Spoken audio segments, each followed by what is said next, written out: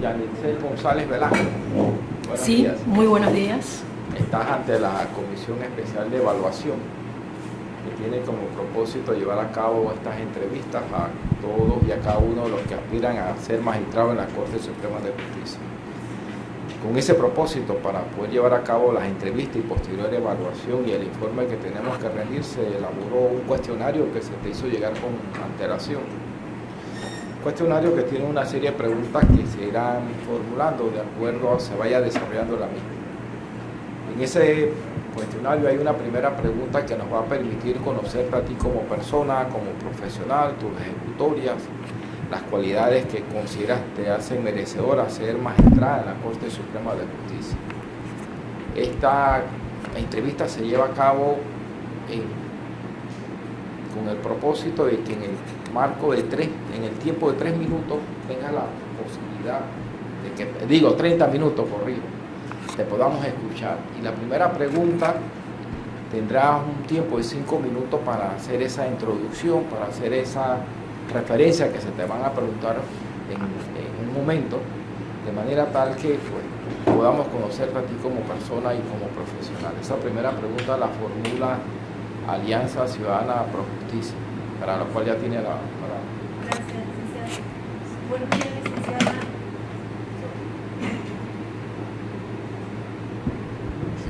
¿Listo?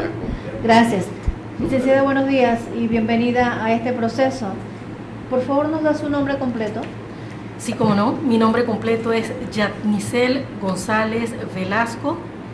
Sí lo observé que lo habían escrito de manera inadecuada, es YATNIZEL. Ok. Gracias. ¿Su número de cédula? 8452-213.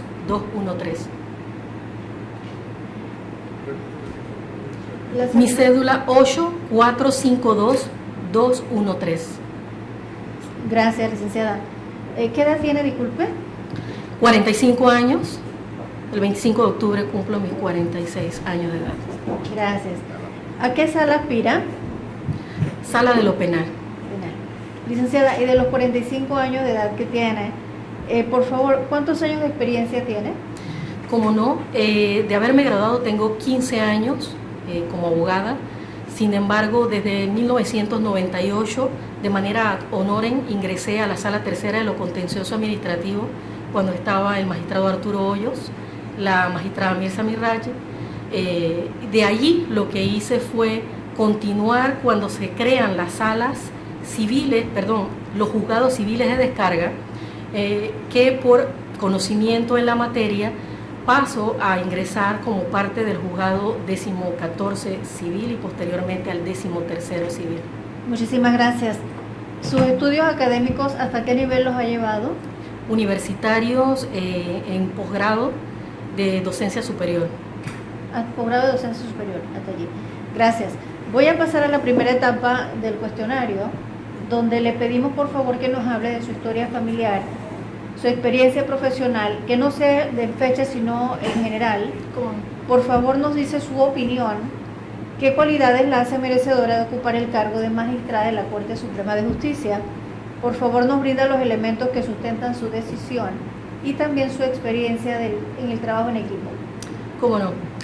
He elaborado, como ya he señalado, dentro del juzgado de circuito civil.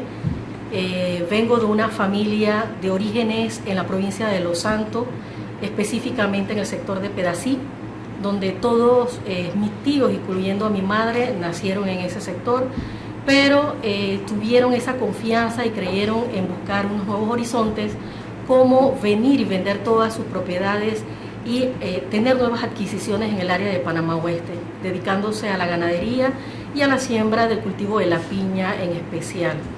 De esa manera soy una de las 16 nietas femeninas de esa familia, de los 6 varones que existen o conforman esa estructura familiar.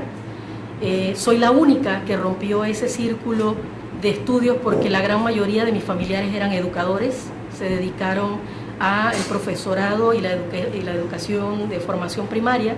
Sin embargo, fui la primera que estudió Derecho dentro del engranaje de mi familia. Posteriormente, como he señalado, he sido jefe de asesoría legal del Banco Hipotecario y de igual forma formé parte como abogada dentro de esa estructura.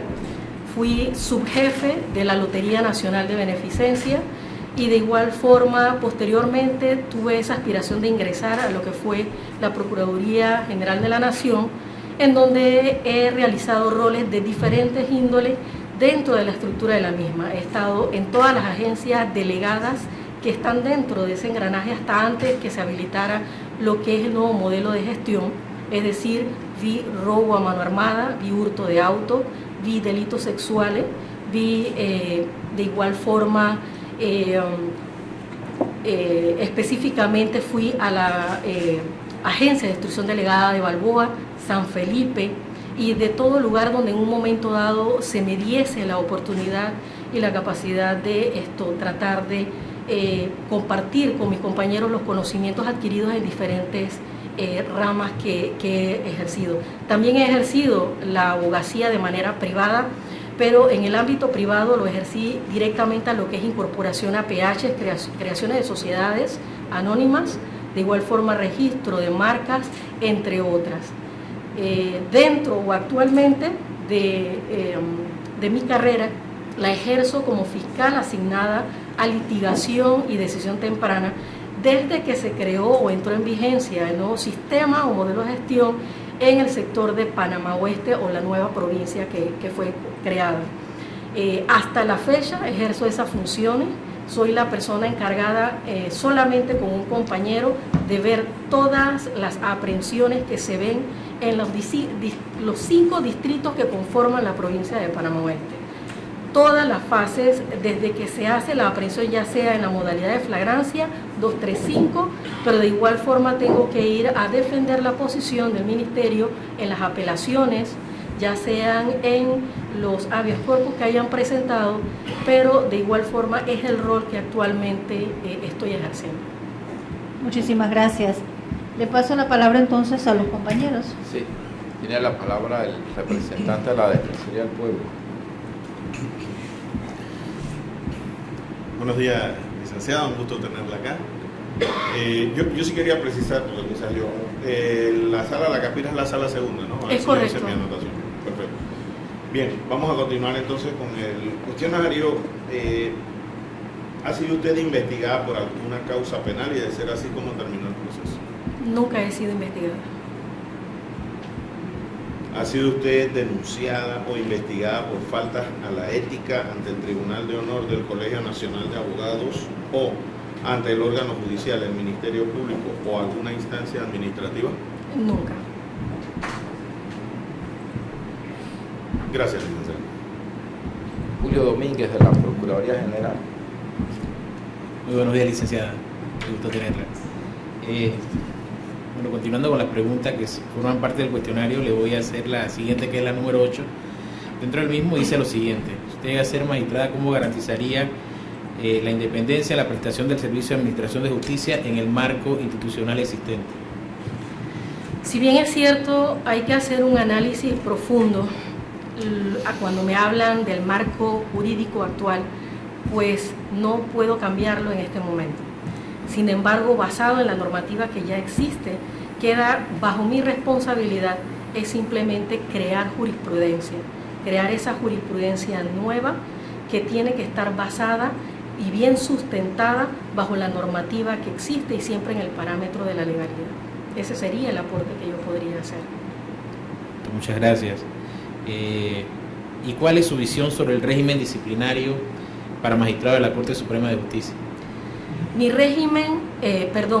punto de vista con respecto al régimen disciplinario sería lo que creo que todos aspiramos en este momento por lo que está pasando la sociedad, específicamente en la República de Panamá, y es tratar de hacer un cambio que sea profundo, puesto que sería que nosotros tapásemos con un solo dedo, en donde digamos que el procedimiento que se está realizando actualmente para las investigaciones, ya sean de tipo ético o de tipo penal, serían los más transparentes posibles. Siempre va a quedar ese matiz ante la sociedad de que el procedimiento tal cual lo establece la normativa va a permitir de una u otra forma injerencia o algún tipo de presión que vaya a intervenir en esa investigación. ¿A qué me refiero? Sabemos que los magistrados, ¿cómo son nombrados? La norma no ha variado desde hace mucho tiempo y eso estaría de más que yo entre a profundizar. Sin embargo, como esa normativa no ha variado, yo me siento en la mañana de hoy muy conforme y contenta de formar parte, por lo menos, de este grupo de personas que aspiramos a llegar a este rol. Y lo digo porque es la primera vez, después de 2003 que se inició con la mesa de concertación, que aquí se haya roto el esquema para tratar de tener acceso a esta posición. Porque el solo hecho de estar aquí conformada esta mesa de evaluación nos da a nosotros luces de que se está tratando de hacer un cambio. Que si bien es cierto, todavía tenemos la formalidad de la norma, sería lo provechoso es tener esa visión de futuro, de cambiar esos roles de cómo se hace la escogencia, tanto de magistrados como de jueces, porque como ya sabemos, los jueces se deben entonces al nombramiento de sus superiores y nosotros de una u otra manera de lo que sería la propuesta del Ejecutivo y posteriormente siendo evaluado por el grupo que está conformado por la Asamblea de la República. Entonces, una manera más transparente sería buscando otro mecanismo de escogencia. Muchísimas gracias. El Colegio Nacional de Abogados. Buenos días, licenciado. Bienvenido. ¿Qué diría usted si la percepción ciudadana cuestiona su papel o alguna decisión que usted haya tomado siendo magistrada y esto afecte la credibilidad del órgano judicial? Siempre he pensado que si un funcionario público, no importa el escalafón o la envergadura o el rol que realice dentro de la sociedad, si todas sus acciones van enmarcadas en transparencia, honestidad, y tú no tienes por qué ocultar nada de lo que es tu gestión pública, aunque uno no tenga que transmitir información profunda dentro de cada una de las investigaciones, uno tiene el compromiso con la sociedad en general de ser transparente en explicar con el lenguaje más simple y sencillo de qué es lo que se está haciendo. Es que esta pregunta, cuando la observé, me llamó mucho la atención porque realmente ese es el sentir de lo que está motivando que hoy en día se esté haciendo esta mesa de diálogo, por lo menos para saber el perfil de las personas que aspiran a este rol. Porque lo que quiere la ciudadanía de manera general es saber de manera transparente todo lo que hace el funcionario. Pero a veces siento yo que desde el momento que usted está en una posición de alta envergadura, se tiene la mala percepción y se aíslan del resto de la sociedad pensando de que yo estoy en un lugar de mayor preponderancia y que resulta que yo no le debo a la comunidad en general rendir cuentas de mi proceder como funcionario público. Para mí es mantener un contacto abierto con los medios, las redes sociales, pero entiéndase que no tratando de dar información que es prioritaria y que es reservada por la misma normativa, sino tratando de que se entienda el porqué de las actuaciones que se están realizando. Y de esa manera nosotros eliminamos el morbo a los medios sociales y al resto de la comunidad, porque cuando alguien dice algo que no sabe realmente es por desconocimiento de las cosas. Y si uno hace docencia en los medios y en la misma institución en la que uno labora, créame que no habría ese conflicto con la sociedad y mucho menos con los medios de prensa social. Entonces, ¿usted considera también que el Servicio de Administración de Justicia debe ser transformado o no? Y si lo es, sí, explícanos más o menos su visión. Es correcto, debe de ser transformado. ¿Por qué no? Desde el momento que les he tocado que para el año 2013 inició una mesa de diálogo y de concertación, ¿a dónde iba?